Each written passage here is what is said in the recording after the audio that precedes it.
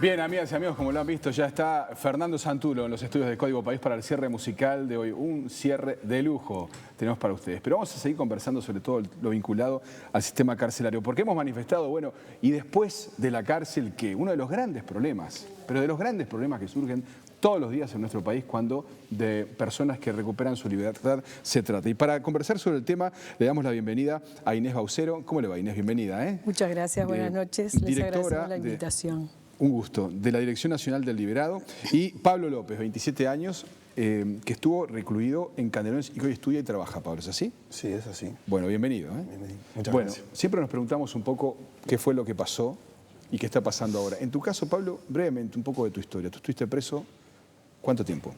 Y tuve 4 procesos. Uno fue de corto, fue un mes. Otro fue de 3. Una de 7 años y esta de 5 meses también, la última. ¿Esto fue en qué centros carcelarios? Fue en la cárcel que había antes en el centro de San José. También fue en Concar, en lo que era Concar, en el penal de Libertad y Canelones. ¿Tú nos puedes decir por qué fue que fuiste recluido? Estamos hablando de los últimos 8 o 9 años, ¿no? Y fueron más bien por robar y la última por incendio. Por incendio. Pablo, ¿y cuándo te diste cuenta que había que cambiar en tu vida? Y cuando te entra a pasar el tiempo. A ver, ¿cómo es eso? Y cuando vos tenés una... De repente las livianas a veces no se sienten tanto, pero cuando ya una vez que estás dentro por años, que entra a pasar el tiempo, entras a ver que entras a perder inclusive parientes o cosas, ahí te entras a hacer un balance, ¿entendés? De qué estás haciendo con tu vida y qué es lo que vas a hacer. Claro. Y de ahí es donde arranca. Muchos dicen hay que cambiar cuando salen. Yo siempre dije que en realidad el cambio empieza desde adentro. Una de las entrevistas que escuchábamos decía que no había demasiada preparación para cuando uno sale estando adentro, es decir, como una preparación previa para ingresar, digamos, en la sociedad nuevamente. ¿Cómo es tu caso? ¿Cómo te preparas antes? Porque si esta decisión la tomé antes de salir. Y la decisión la tomás, cuando tomás la decisión, vos te preparás en el hecho de que vayas haciendo cosas como para tratar de salir antes. Sí. Acá. De repente vos sabés que el sistema, bueno, de repente te brinda el trabajo o te brinda el estudio. Entonces vos empezás a buscar esas cosas que sabés que después te van a servir para cuando salís. ¿Entendés? Entonces la cuestión del trabajo, tanto por la reducción de la pena como de repente por el salario, que vos sabés que hoy o mañana salís y es una moneda que vos tenés para empezar a hacer algo. ¿Cuánto tiempo te llevó en la cárcel que te autorizaran a trabajar o estudiar? Y a veces es diferente según el establecimiento, ¿entendés? En realidad, la mayoría del trabajo siempre fue estando yo en el penal y tarda unos meses por el tema de las evaluaciones y esas cosas, pero y ni que hablar de que tanto el funcionario como también el director o jefe de reclusión también miran a quién darle, ¿entendés? Miran que no sea para que vos hagas cosas que no tenés que hacer, sino que sea más bien como que vos realmente querés salir adelante. Claro. Pablo, a ver, te tocó vivir, hemos escuchado testimonios de personas que les tocó vivir situaciones muy complicadas, ¿no? ¿A ti te pasó de estar en lugares donde ocurrían agresiones importantes o, no sé, principios de motín o motines? ¿Cómo es vivir esos momentos? Y más o menos tenés que tratar de estar un poco por fuera, ¿entendés? O más bien es lo que vos quieras hacer, ¿entendés? Nadie te va a obligar a nada, ¿verdad? Si vos tenés tu personalidad y vos querés realmente... O podés meterte en esas cosas, pero perdés. Terminás perdiendo porque al final terminás quedándote ahí adentro. O lo mirás de afuera y empezás a tratar de hacer las cosas de manera que vos puedas irle ganando los beneficios para poder salir. Claro. En mi caso yo las vi de afuera. Claro. ¿Qué has hecho desde que saliste? Antes decíamos, trabajás, estudiás, ¿en qué estás en este momento? Y cuando salí me enganché a trabajar. En la zona en la que vivo yo, que es mucha quinta, me enganché a trabajar en eso. Como yo estaba haciendo los estudios y había aprobado 4 materias del primer año de ciclo básico dentro del penal, me anoté en el liceo nocturno del barrio. Entonces ni bien salí, no, pero al siguiente año, ya cuando arrancaron las clases, ya arranqué con el nocturno, que es lo que hago. Hoy por hoy estoy en segundo. Y aparte de eso, trabajo, que es lo que me consiguió el Instituto de INALI. Y también, aparte de eso, también hago los talleres Don Bosco. Voy a los talleres Don Bosco donde hago un curso de electricidad. Por lo menos gracias también a la DINALI, ¿no? Claro, Inés, a propósito, cuéntenos un poco qué tipo de apoyo se brinda, ¿no? ¿Cómo es? Porque estamos hablando de cientos de personas, miles de personas, ¿no? ¿Cuántas ustedes pueden ayudar?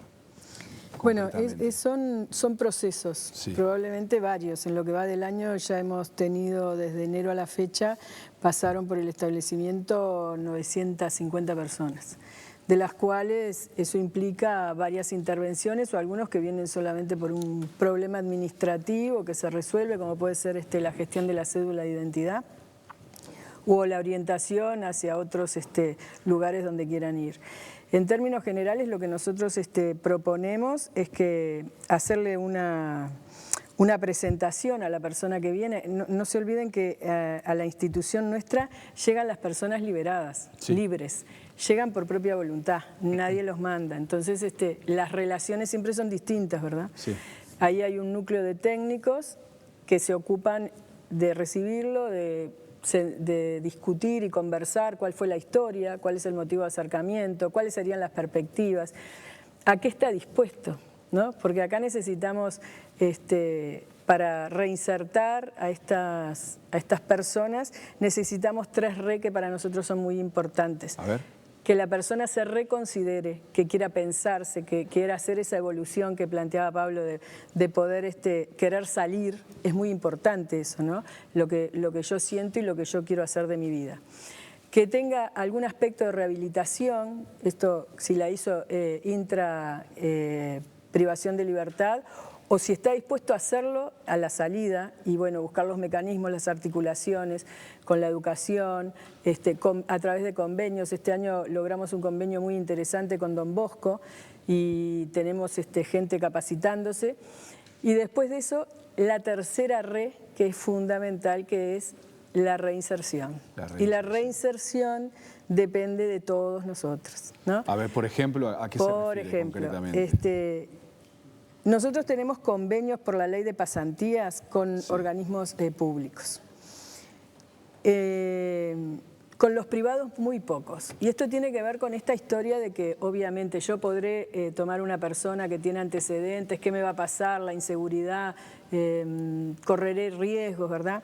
Entonces estos temas que no tienen que ser dicotomizados como del orden público y del orden privado, deben de tener una articulación social muy importante. Nosotros, cuando generamos los convenios o la articulación con alguna empresa, no decimos, este problema pasó a ser de ustedes. Nosotros nos hacemos cargo. Nosotros hacemos un seguimiento de las personas, ellos vienen, se asisten, participan de distintas instancias de capacitación y los contratamos nosotros. Entonces la empresa, en realidad, lo que hace es, nos deriva a nosotros el salario, las obligaciones sociales, nosotros les pagamos a ellos y les hacemos durante todo ese periodo que están en la empresa un seguimiento, con talleres en la empresa o para los que lo van a recibir. ¿Han tenido problemas? ¿Han tenido problemas?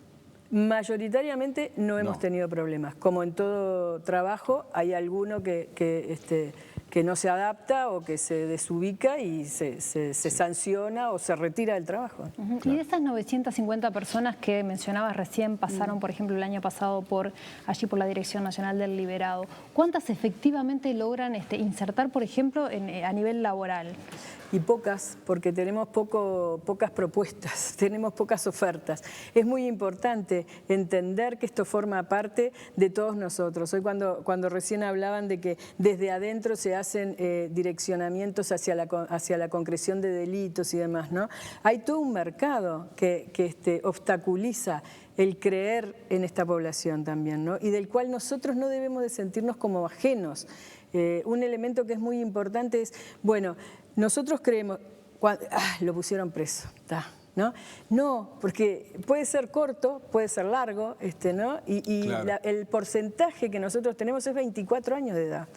Quiere decir que en corto tiempo va a estar afuera de vuelta. Y nosotros, toda la vida por delante. Toda la vida por delante, de poder repensarse, de poder recapacitar. Pero además somos un país que tenemos un problema enorme estructural, social, con los jóvenes y los niños nacidos debajo de la línea de pobreza. Tenemos que levantar esa situación, porque esto es todo un círculo, ¿verdad?, al que hay que abordarlo desde varios lugares. Entonces es muy importante, tremendamente importante poder generar, ¿no?, conciencia en el resto de la población, que no es gobierno, que no es Estado, que son los empresarios o que pueden ser trabajos más chicos, que no van a quedar expuestos solamente, ¿no? Que la seguridad de ellos depende de que nosotros podamos reinsertar. Inés, muchas gracias por su presencia esta noche en Código País.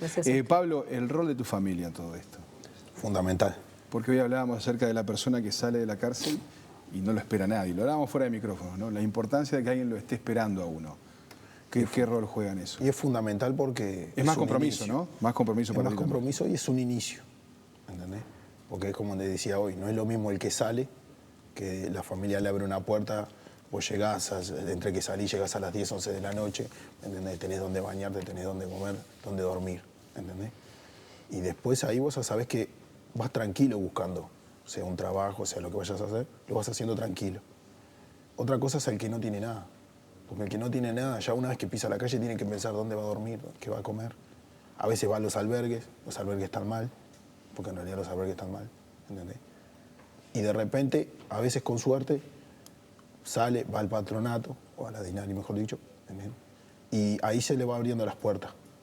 Pero es más difícil porque esa persona tiene que pensar qué va a hacer durante todo el día, porque el albergue cierra durante el día. Y tiene que pensar qué va a comer, qué va a hacer. Pablo, muchas gracias por haber estado aquí. Mucha suerte. Muchas gracias. Y Gaby, nos queda un testimonio más todavía. Sí, precisamente vamos a hablar de familiares. En este caso es un familiar de una persona que está presa en el penal de Libertad. Decíamos al inicio que las cárceles que están más complicadas a nivel de seguridad son el CONCAR y el penal de Libertad. Presentamos algunos testimonios ya del CONCAR. Este que vamos a ver, como le decíamos, tiene que ver un poco con el penal de Libertad. Allí se repiten algunas de las críticas que ya estuvimos escuchando, como por ejemplo la cantidad de horas de encierro, la dificultad para trabajar o estudiar y las situaciones de violencia. Incluso en este caso llegaron a hacer una denuncia penal, en este caso era por abuso policial. Está en proceso esa denuncia en el juzgado de Libertad, es por tortura, abuso de autoridad, encubrimiento y omisión de denunciar, entre otros delitos. Vamos a verlo entonces, aquí lo tenemos.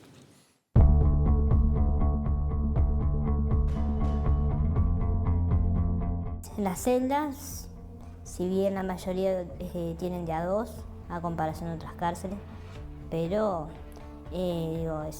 su necesidad es en un agujero, donde están las ratas, mugre.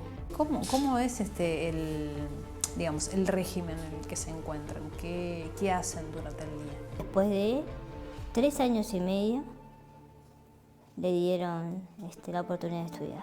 ¿Cómo son las condiciones de convivencia en ese 5º piso? Últimamente está todo muy bravo.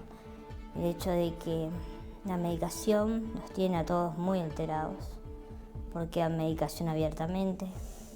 A todos los del piso los medican de la misma manera. ¿Ha habido situaciones de violencia complicadas allí en el 5º piso? Sí, hubo últimamente, exactamente en febrero, un preso que creó un problema con otro. Bueno, fue por eso que la policía subió, la republicana, la fuerza de choque. Y bueno, obligaron a los que no querían salir a salir,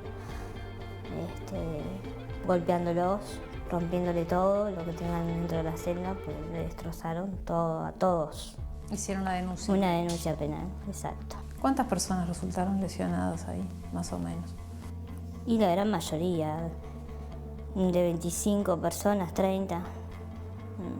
Unas más, otras menos, pero hubieron estas fracturas expuestas.